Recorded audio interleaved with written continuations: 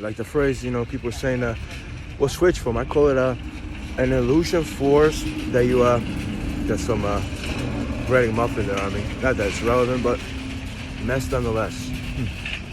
And cleanliness. Kind of like that. But when I dwelled in it, when I partook in it, if you will, I started doing it to people. I mean, it's not an excuse because I didn't trust them, this and the other thing. I did it pretty much to anybody I thought I want to do it, and to see how they really are. See how they are, and they would see me as invisible, and I could see how they really are, what they say, I found details about them. What it was. I was, I was 12 years old, 13 maybe. I don't know if I was 14, maybe going on 14, who knows. I was a teenager though. I did do that. And after a while I became scared, not just for my own sake, but for my parents sort of, I thought, what if someone, comes after me, they will do that to my parents. I mean, they could come in our house and we won't see them.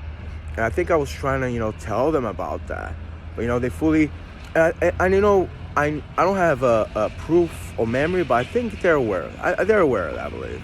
They have, actually, of course they are, Just that when someone lies to you openly over and over again, you start to believe in a lie. You live a lie, So I was very much in fear.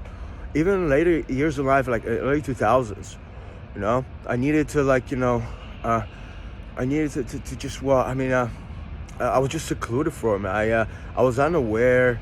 My mind just wasn't as fresh, if you will, under a lot of premises of a lot of lies, actually.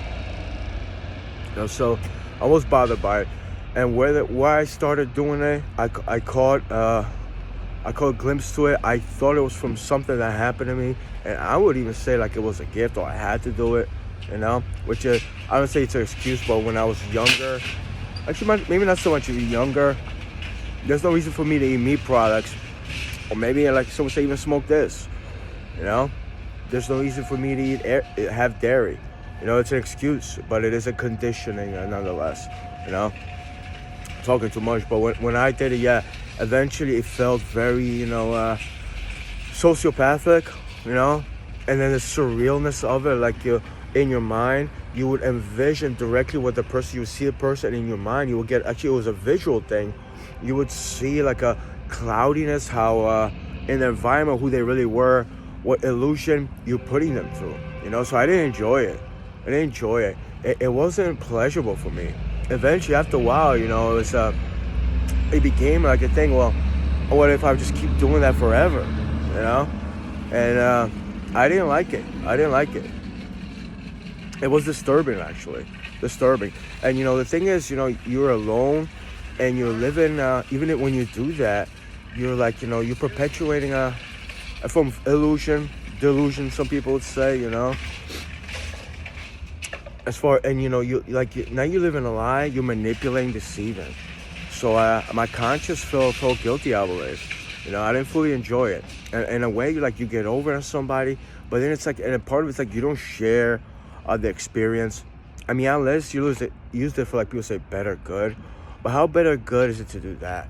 It wasn't heroic. It didn't feel like heroic. Although a lot of times I felt like I was probably doing it for that. And it wasn't anything else. And yeah, let's just say it, because when I guess I felt alone too. I don't know if I fully knew how people really were, and I was trying to see, maybe that's an excuse, but I feel alone right now, and I wouldn't do that. In decades after that, just that I stay abstinent from. So it's just a recurring memory, and it was right around Thanksgiving, I believe I was doing that.